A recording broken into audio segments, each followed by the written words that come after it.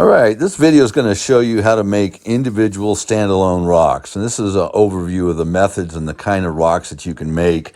I'm planning on doing a series of using different methods to making individual rocks, just to give you guys kind of a heads up on how to. So what I'm going to do now is go through many different projects that we've done making individual rock.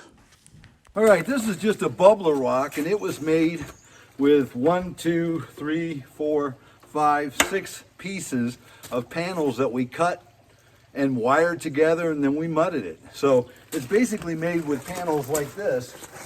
This is a corner panel, but you can see it's thin. You know, it's about a 1/2 inch thick. So we cut these and we can make any kind of a shape, any kind of a boulder, but obviously in the case of this, I look at this as being a molded rock. We didn't make this texture. The form, obviously, we did by cutting some molded panels and put them together in the inside. Again, this is something I can pick up and lift up and move. But as far as the interior, it's a 1/2 inch thick panel. It's just mudded together. That's all it is. And that's another way of making a rock. Now, this is a rock that's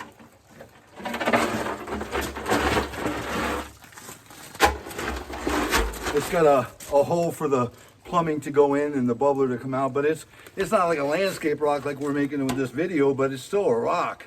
And I made it with a different process than cardboard or expanded metal or solid fill, whatever.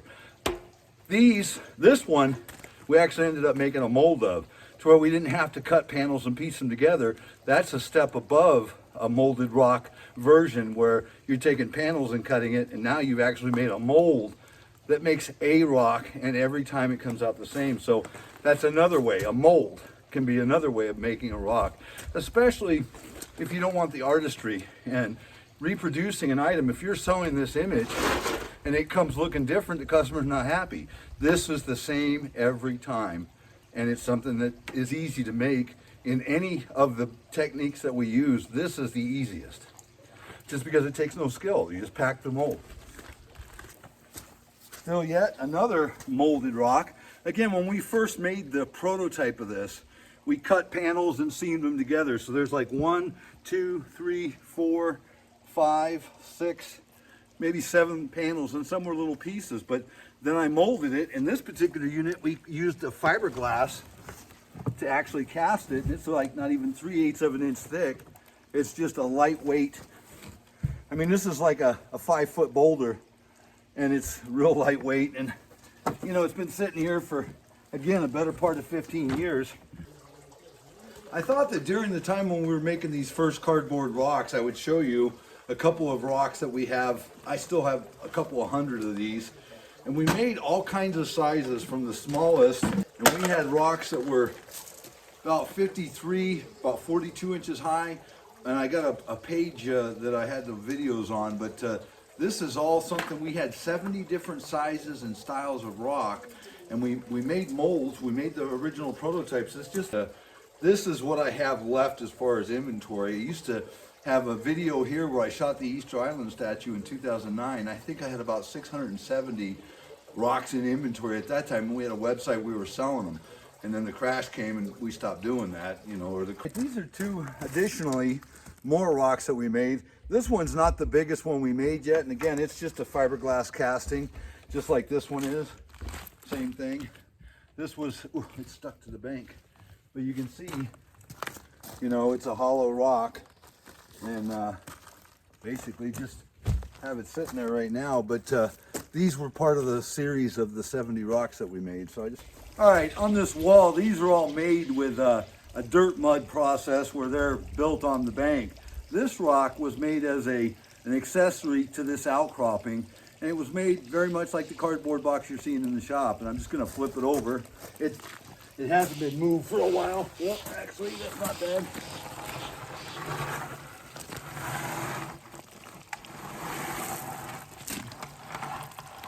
And you can see it's totally hollow inside. The cardboard is real obvious. When I move the camera in, I'm going to show you the inside, and you can still see the layers of cardboard.